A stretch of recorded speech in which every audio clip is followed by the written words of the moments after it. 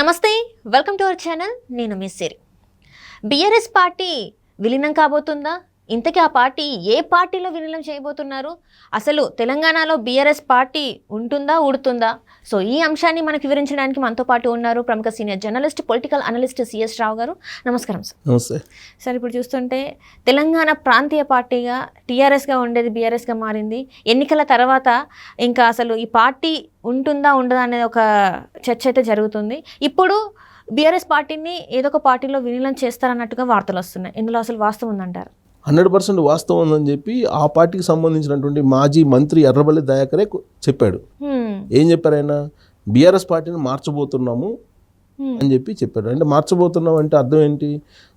అసలు BRS party ఉంటుందా, ఉండదా, లేదంటే మార్చడం అంటే పేరు మార్చడమా?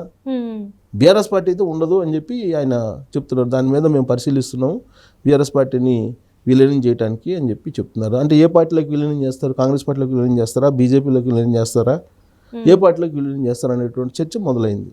తాజాగా మాజీ మంత్రి ఎర్రబెల్లి దయాకర్ మాట్లాడిన తర్వాత, ఎర్రబెల్లి దయాకర్ కల్వకుంట్ల ఫ్యామిలీకి అత్యంత సన్నిహితంగా ఉంటూ ఉంటారు. సో ఆయన ఈ లీక్స్ ఇచ్చిన తర్వాత రకరకాల చర్చ జరుగుతుంది. చాలా కాలంగా జరుగుతున్నటువంటి చర్చకు ఈయన కొంత బలం చేకూరేలాగా మాట్లాడారు. సో బలం చేకూర మాట్లాడినటువంటి క్రమంలో అసలు బీఆర్ఎస్ పార్టీ మనుగడ ఏంటి, అసలు ఉంటుందా ఉండదా అనేటువంటి చర్చ అయితే మొదలైంది. లోక్సభ ఎన్నికల ముందు ఇలాంటి చర్చ మొదలు కావడం ఆ పార్టీకి అంత మంచిదైతే కాదు. కానీ ఎర్రబెల్లి దయాకరు కామెంట్ చేయడంతో అది మరింత ఊపందుకుంది. సో వాళ్ళ ఉద్దేశం ఏంటి? ఎర్రబెల్లి దయాకరు చేసినటువంటి కామెంట్ల యొక్క ఉద్దేశం ఏంటి? గతంలో టీఆర్ఎస్ పార్టీని బీఆర్ఎస్ పార్టీలో విలీనం చేసి బీఆర్ఎస్ పార్టీని ఎస్టాబ్లిష్ చేసాం. ఎందుకు చేయాల్సి వచ్చింది? బీఆర్ఎస్ పార్టీ అనేది, టీఆర్ఎస్ పార్టీ అనేది ఒక తెలంగాణకి సంబంధించినటువంటి ఒక ప్రాంతీయ పార్టీ, ఉప ప్రాంతీయ పార్టీగా ఉంది. దీన్ని దేశవ్యాప్తంగా విస్తరింప చేయాలంటే టీఆర్ఎస్ పార్టీ అనేటువంటి పేరుతోటి విస్తరింపజేయడానికి అవకాశం లేదు. కాబట్టి దాన్ని భారత రాష్ట్ర సమితిగా మార్చేసి జాతీయ పార్టీగా దాన్ని గుర్తింపు తెచ్చేలాగా ప్రయత్నం చేయబోతున్నాం. మేము తెలంగాణ మోడల్ను చూపించేసి భారతదేశ వ్యాప్తంగా కూడా అధికారంలోకి వచ్చి ఢిల్లీ పీఠంలో మేము చక్రం తిప్పుతామని చెప్పి కేసీఆర్ చెప్పి అనేక రాష్ట్రాలు పర్యటించినటువంటి విషయం అందరికీ తెలిసిందే. దానికి టీఆర్ఎస్ పార్టీని విలీనం చేయడానికి దాదాపు 3-4 నెలల పాటు కసరత్తు చేశారు. కసరత్తు చేసి కేంద్ర ఎన్నికల సంఘానికి సంబంధించి అక్కడ అప్రోచ్ అయ్యి తర్వాత న్యాయ సలహాలు తీసుకొని ఒకవేళ టీఆర్ఎస్ పార్టీని బీఆర్ఎస్ పార్టీలో విలీనం చేస్తే కారు గుర్తు బీఆర్ఎస్ పార్టీకి వస్తుందా రాదా, ఇవన్నీ చర్చించిన తర్వాత ఎలక్షన్ కమిషన్ ఓకే చెప్పిన తర్వాత టీఆర్ఎస్ పార్టీని బీఆర్ఎస్ పార్టీలో విలీనం చేసి బీఆర్ఎస్ పార్టీని కారు గుర్తు తీసుకొచ్చుకున్నారు. బీఆర్ఎస్ పార్టీకి ప్రస్తుతం కారు గుర్తుంది. ఇప్పుడు ఏం చెప్తున్నారు? సెంటిమెంట్కి ప్రాధాన్యత ఇస్తుంటారు కదా కేసీఆర్. మూఢనమ్మకాలకి ప్రాధాన్యత ఇచ్చేటువంటి సీఎం ఎవరైనా ఉన్నారంటే అది కేసీఆర్ అనేది నేను చెప్పడం కాదు. ప్రధానమంత్రి నరేంద్ర మోడీ తెలంగాణ వచ్చిన సందర్భంగా తెలంగాణ సభల్లో ఆయన చెప్పినటువంటి మాటలు అవి. మూఢనమ్మకాలతోటి పరిపాలన చేసే సీఎం ఎవరైనా ఉన్నారంటే కేసీఆర్ అని. మూఢనమ్మకాలను పెంచి పోషిస్తున్నాడు, ఇది ప్రమాదము తెలంగాణ సమాజానికి అని మోడీ చెప్పారు, నరేంద్ర మోడీ చెప్పారు. దానికి తగ్గ విధంగా ఆయన వ్యవహరించాడు కేసీఆర్ కూడా. ఎందుకు నరేంద్ర మోడీ ఆ విధంగా ఆయన మీద కామెంట్లు చేశాడని అంటే, కేసీఆర్ సెంటిమెంట్లు ఏ విధంగా ఉంటాయనంటే, అసలు సెక్రటరియట్ కడితే ఆయన అధికారం ఉంటుందా ఊడుతుందా అనేటువంటి అనుమానాలు అప్పుడు వ్యక్తం చేశారు. అసలు సెక్రటరియట్ ఎక్కడ కట్టాలి, సెక్రటరియట్ అక్కడే కట్టాలా ఇప్పుడు ఉండే ప్లేస్లో, లేదా ఎర్రగడ్డలో కట్టాలా, ఇట్లా రకరకాల చాలా చోట్ల అప్పుడు పరిశీలించారు. పరిశీలించినటువంటి క్రమంలో విపక్షాలు ఆ రోజున వ్యతిరేకించాయి కేసీఆర్ యొక్క ఆలోచనని. దాంతో పాత సెక్రటరియట్ ఎక్కడ ఉందో అక్కడే దాన్ని కూల్చేసి ఈయన పేరుకి ఏ విధంగా స్ట్రక్చర్ ఉంటే బాగుంటుందో ఆ విధంగా వాస్తు శాస్త్రవేత్తలను తీసుకుని వెళ్ళి అక్కడ సెక్రటరియట్ని కట్టారు.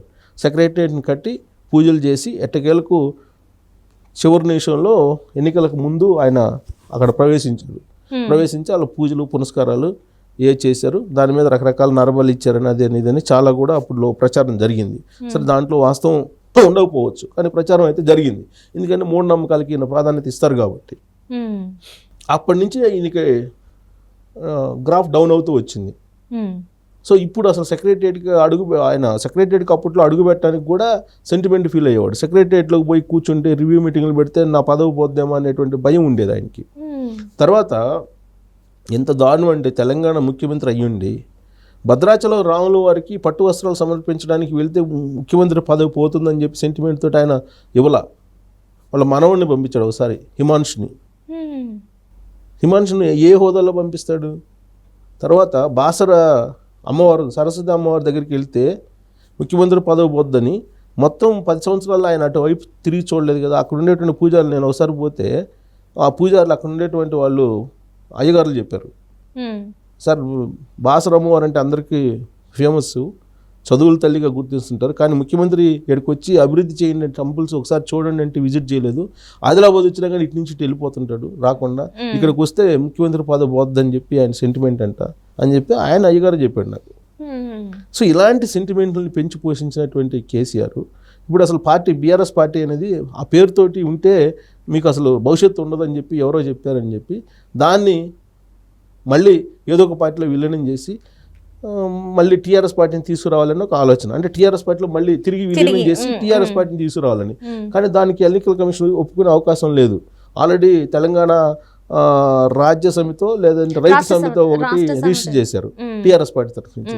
కాబట్టి ఇవన్నీ ఈసారి చల్లకపోవచ్చు. పైగా అప్పుడంటే కేంద్ర ప్రభుత్వం కొంచెం అనుకూలంగా ఉంది, కానీ ఇప్పుడు అంత కేంద్ర ప్రభుత్వం అనుకూలంగా లేదు. సో అప్పుడు టీఆర్ఎస్ పార్టీని బీఆర్ఎస్లో విలీనం చేసి బీఆర్ఎస్ని ఎస్టాబ్లిష్ చేసినంత ఈజీగా ఇప్పుడు బీఆర్ఎస్ని టీఆర్ఎస్లోకి విలీనం చేసి ప్రాంతీయ పార్టీని మళ్ళీ రివోక్ చేసుకునేటువంటి అవకాశం చాలా తక్కువ ఉంటుంది. సో అలాంటప్పుడు మళ్ళీ కొత్త పార్టీ ఏమన్నా పెడతారా, కొత్తగా ఏమన్నా ఇంకొక పేరుతోటి తెలంగాణ అనేటువంటి పదం తోటి వచ్చేటువంటి ఇంకొక పార్టీ పేరు ఏమన్నా పెడతారా అనేది ఒకటి వినిపిస్తుంది. కొంతమంది ఏమంటున్నారు, కాదు అసలు బీజేపీలో విలీనం కావడానికి మాట్లాడుకుంటున్నారు, కవిత విడుదల కావాలంటే విలీనం కావాల్సిందే, బీఆర్ఎస్ పార్టీ ఫోన్ ట్యాపింగ్ ఇవన్నీ బయటపడాలంటే కనుక విలీనం కావాలి, అందుకే విలీనం చేసే అవకాశం ఉంది బీజేపీలో అని కొంతమంది అంటున్నారు. బట్ విలీనం చేసే అవకాశం లేదు కానీ ఇలాంటి చెప్తున్నారు.